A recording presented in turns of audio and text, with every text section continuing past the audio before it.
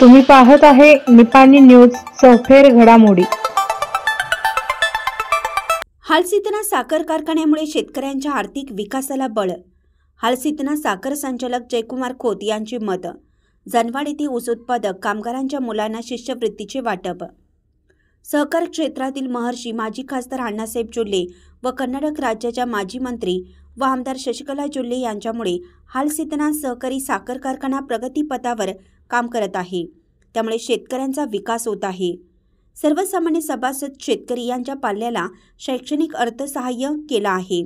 त्या कारण कारखान्याने सभासदांना आर्थिक बळ देण्याचे प्रयत्न केले असल्याचे प्रतिपादन कारखान्याचे संचालक श्री जयकुमार खोत यांनी केले। ते मंगळवारी दिनांक 4 रोजी सायंकाळी श्री तीर्थक्षेत्र जनवाड येथील श्री बसव कोऑपरेटिव्ह क्रेडिट सोसायटीमधल्या सभागृह येथे आयोजित कारखान्याकडून विद्यार्थ्यांना शिष्यवृत्ती वाटप कार्यक्रमात बोलत होते। उदयकुमार पाटील यांनी स्वागत केलं। त्यानंतर संचालक युनुस मुल्ला म्हणाले की कमी क्षेत्रात अधिक ऊस उत्पादनासह ऊस पिकाच्या पद्धतीची माहिती दिली। जोल्ले दाम्पत्याकडे दूरदृष्टी असल्याने निपाणी भागाच्या विकासाला गती आली आहे।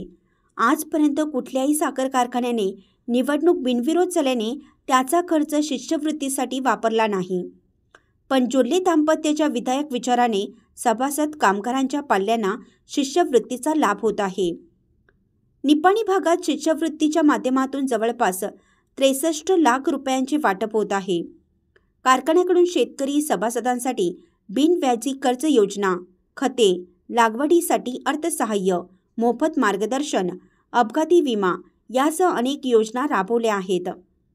कारखान्याची ऊस गाळप क्षमता 8,500 वर गेली असून उपपदार्थ निर्मिती होऊ लागल्याने कारखान्याला ऊर्जितावस्था आली आहे। यावेळी सुभाष पाटील म्हणाले की जोल्ले दाम्पत्याने विकास कामे राबवित असताना हालसितनाथाच्या माध्यमातून शेतकरी हित जपला आहे। त्यांच्या पाठीशी राहणं सर्वांची जबाबदारी आहे। यावेळी 58हून अधिक विद्यार्थ्यांना शिष्यवृत्तीचं वाटप केलं। या दरम्यान पत्रकार अजित कांबळे यांनी अण्णा वहिनी यांनी केलेल्या विकास कामाचा आढावा घेतला।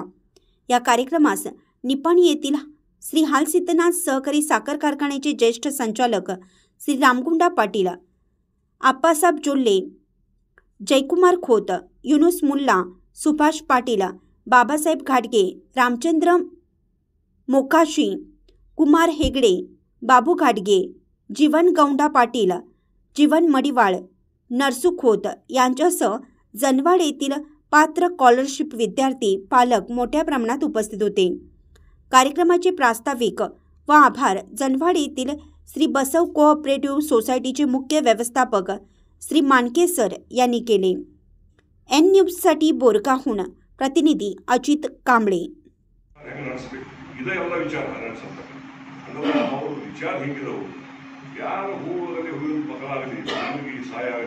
ಶಿಕ್ಷಣದಲ್ಲಿ ಮುಂದೆ ಬರಲಿ ರಚಿತಾ ಫ್ಯಾಕ್ಟ್ರಿ ಈಗ ನೋಡಿ ಎಷ್ಟು ಫ್ಯಾಕ್ಟ್ರಿಗಳು ಬೆಂಗಳೂರು ಇದಾವೆ ಅನ್ಯ ಪಂಚಾಯತ್ ಅವರ ಬೆಂಗಳೂರು